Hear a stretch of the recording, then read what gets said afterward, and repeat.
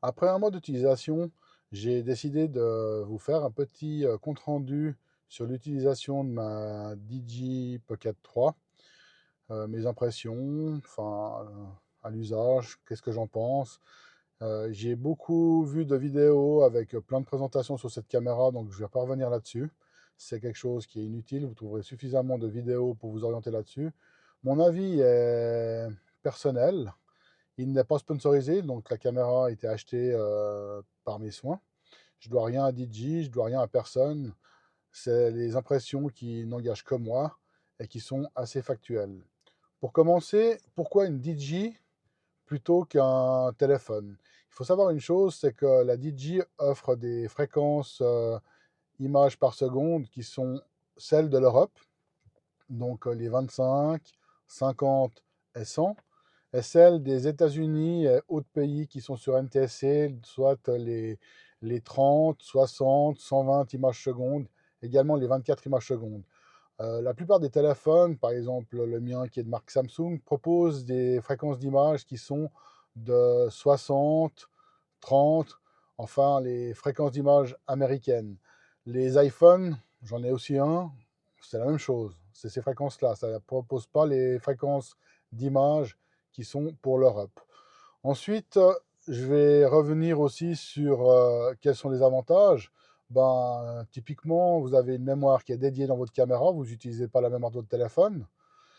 Vous avez également une batterie qui est sur la caméra, donc en déplacement, vous n'êtes pas en train de vider la batterie de votre téléphone, ce qui est fortement appréciable, vu qu'on fait toujours un petit peu la chasse à l'énergie. Ensuite, qu'est-ce que je pourrais rajouter? J'ai vu pas mal de vidéos sur la chauffe de la caméra. Donc la chauffe de la caméra, j'ai fait la dernière mise à jour de firmware. Donc il y a eu la première qui a été faite à l'achat de la caméra et une seconde que j'ai faite il y a peu, dont j'ai fait un petit short avec les principaux avantages inconvénients. Apparemment, je pense, vu que j'ai jamais eu ce problème, que le problème de chauffe a dû être résolu. Notez aussi que le choix d'une très bonne carte SD est très important pour que la caméra ne chauffe pas. De mon côté, j'ai testé, j'ai mis ma caméra en enregistrement continu dans le vide. Elle a enregistré facilement 1 heure et demie sans coupure en 50 images secondes. La batterie se vide bien vite parce qu'il y a quand même pas mal d'images qui sont prises. Je suis arrivé quasiment à 20% à la fin des 1h30 en continu. Idem, une consommation un petit peu plus élevée en 60 images secondes, mais j'ai pas eu de coupure jusqu'à la fin de ma vidéo. Alors, la caméra était chaude, oui, un peu tiède. L'environnement était de 20 degrés à peu près en intérieur sans la bouger, mais elle n'a pas chauffé. Le problème de chauffe, à mon avis, il est résolu. Ceux qui sont retenus là-dessus, de mon côté, je ne pense pas qu'il y ait un problème. Si elle chauffe, vous n'avez peut-être pas choisi la bonne carte SD. Ensuite, la mise à jour du firmware. Donc, la mise à jour du firmware a apporté une amélioration de l'autofocus. Il pompe un peu moins, parce qu'il pompait par le passé. La qualité de l'image, un peu moins de bruit en basse lumière, meilleure couleur, meilleur contraste. De toute manière, cette mise à jour, vous allez automatiquement la faire. Elle est bien. Ensuite, qu'est-ce que je pense de cette caméra? Je suis très content au niveau de la qualité en basse lumière. Elle m'offre des images de très bonne qualité en basse lumière. Il n'y a rien à redire là-dessus. Elle est pratique, elle n'est pas encombrante. C'est une caméra, quand vous faites une visite d'un musée ou autre, vous l'avez dans la main, elle ne vous dérange pas. Le micro, le petit micro que j'ai là, franchement, il est top. J'ai aucun problème avec ce micro. L'autonomie est très élevée. Je suis très content de la qualité sonore. Je l'ai utilisé aussi avec un très fort vent. Donc au début, on a entendu un petit peu de vent, mais tout de suite, le système s'est mis en route. Ça a coupé court au vent et la voix était très claire. Vous pouvez vous en rendre compte si vous regardez ma vidéo Découvrez avec nous la maison Tavel. À la fin, vous trouverez justement cette partie qui est enregistrée, enfin tout est enregistré avec ça, mais il y a pas mal de vent à la fin et vous voyez quand même la qualité sonore. Vous pouvez voir ces deux vidéos, donc découvrez avec nous la maison Tavel et le vivarium de Mérin. Sur ces deux vidéos, j'ai filmé avec l'Osmo Pocket 3. Ça vous donne un peu une qualité d'image, à savoir que j'ai enregistré en 25 images secondes, un profil de couleur normal. On peut avoir encore de meilleurs résultats avec un D-Log en modifiant les qualités au montage, ce que je n'ai pas fait. La caméra, elle a une très très bonne autonomie. Donc l'autonomie de la caméra n'a rien à dire, donc vous avez zéro souci. Vous pouvez rajouter aussi la petite batterie qui prolongera l'autonomie, mais elle ne consomme pas grand-chose. Et point positif, si vous avez un chargeur 65 watts USB-C, elle se recharge à une vitesse phénoménale.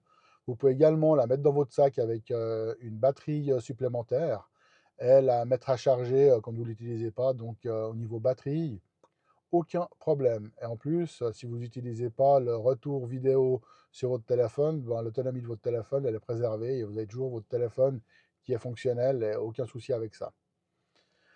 L'écran, très lumineux. J'ai utilisé même en plein soleil, on voit très bien dessus. La grandeur est correcte. Ça permet quand même une meilleure utilisation que sur l'ancien modèle qui était trop petit. Là, on arrive quand même à voir l'arrêt des 3/3, il y a la grille, on voit ce qu'on filme. On a quand même un très bon retour vidéo et c'est très intéressant. La fonction comme l'Active Track 6 est très, très, très au point.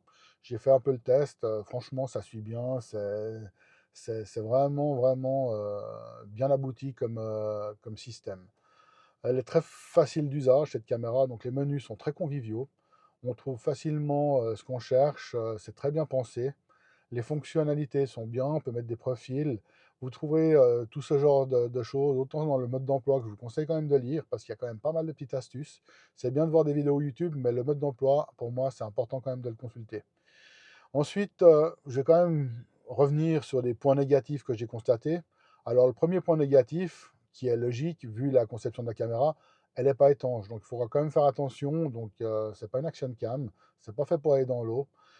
Puis sous la pluie, ben, faut l'abriter quand même, parce qu'avec la nacelle, l'eau risque de s'infiltrer puis d'endommager la caméra.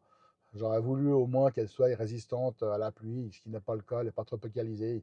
Donc ça aurait été un minimum, mais c'est pas grave, c'est pas plus gênant que ça. Ensuite, j'avais le problème de chauffe dans les points négatifs, qui a été relevé par pas mal de personnes, mais ce problème de chauffe, apparemment, il était corrigé avec la dernière mise à jour du firmware, donc il n'a plus lieu d'être dans les points négatifs, ainsi que le problème que j'avais remarqué moi, personnellement, le petit pompage de l'autofocus, qui n'a plus lieu d'être non plus depuis la correction du firmware. Donc au niveau des points négatifs, ben, à part l'étanchéité, j'en ai pas trouvé beaucoup. Moi, je suis pleinement satisfait de cette caméra. Je regrette pas du tout mon achat. Je vous propose d'aller dans les magasins pour voir un petit peu la grandeur si vous souhaitez commander une caméra comme celle-ci. Après, il existe deux types de packs. Il y a le pack normal avec la caméra puis le minimum d'accessoires. Donc, ce pack permet d'avoir pas trop de choses, mais un prix qui est plus ou moins correct. Et après, il y a le pack qui est un petit peu plus coûteux, que je recommande à tout le monde, qui est le Combo Creator. Pourquoi je le recommande? Parce qu'au final, vous achetez ce pack, c'est tout clé en main. Vous avez le micro qui fonctionne super bien. En plus, le micro, il est compatible avec le Bluetooth sur votre téléphone mobile. Vous pouvez l'utiliser si vous utilisez la caméra du téléphone mobile ou autre, donc vous pouvez l'utiliser hors DJI. Vous avez la petite batterie supplémentaire, vous avez le petit tripod qui va avec, la petite sacoche. Bref, pour moi, il n'y a pas à discuter, c'est le combo créateur. Mieux vaut économiser un peu plus puis d'acheter ça que d'avoir juste la caméra. Après, ça n'engage que moi.